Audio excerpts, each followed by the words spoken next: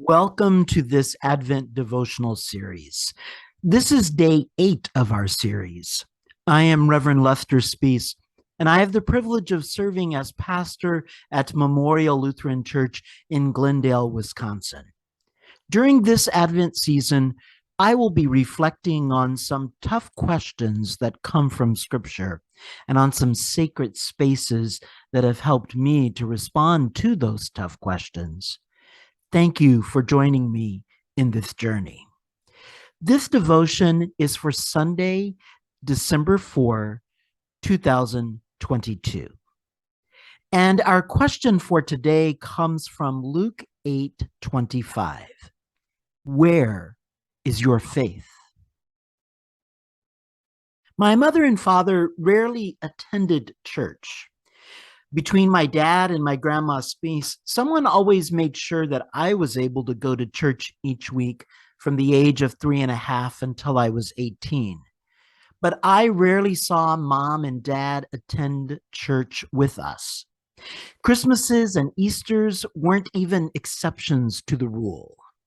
My first communion and confirmation days were exceptions to the rule, as was my ordination. Also, exceptions to the rule were my wedding to Barb and the baptisms of our children. They came to church for those events. Other random visits to the church happened from time to time, but such moments were truly rare.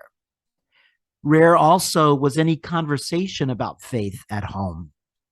Mom grew up Southern Baptist, and most of her siblings and their families attended Roman Catholic or Southern Baptist churches. Dad grew up Lutheran. Both of them felt that faith was important and that I should attend church. They never interfered with my desire to be an active part of my local congregation. In fact, they did whatever they could to help make my desire to be an active part of the congregation happen by finding transportation for me to get into town whenever they were not able to drive me. They were never hostile toward church, as far as I knew. There was not a lot of hostility directed toward the local pastor. They just didn't seem to find it to be of great value for them. And they rarely talked about their own faith in God in any direct way, but in ways that were often small and perhaps unnoticeable to those on the outside. I was able to pick up the clear understanding that faith in God mattered to them, especially my dad.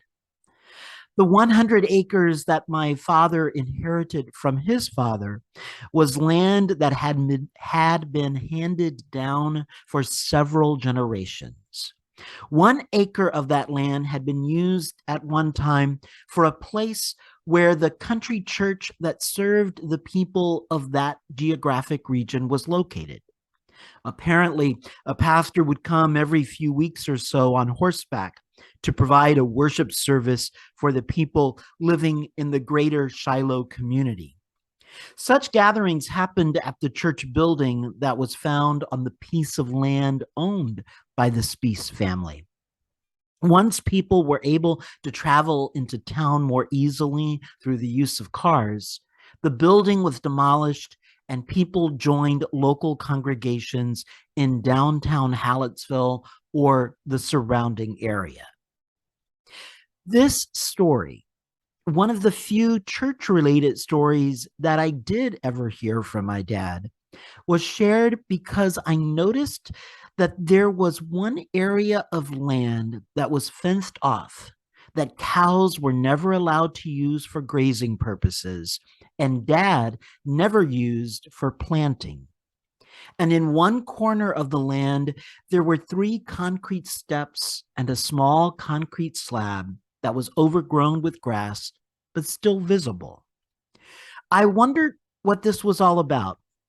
And dad told me the story of the former church building that had been located on this section of the property.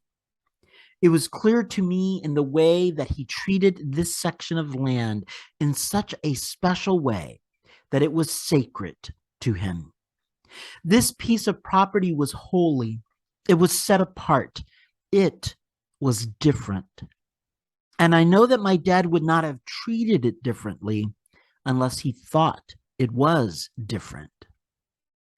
My dad may have rarely expressed his faith in God in any kind of public manner. He may have rarely talked about his faith or his doubts or his spirituality. But I knew, even as a kid, that he had faith. He knew of something that was holy, that was separate, that was special.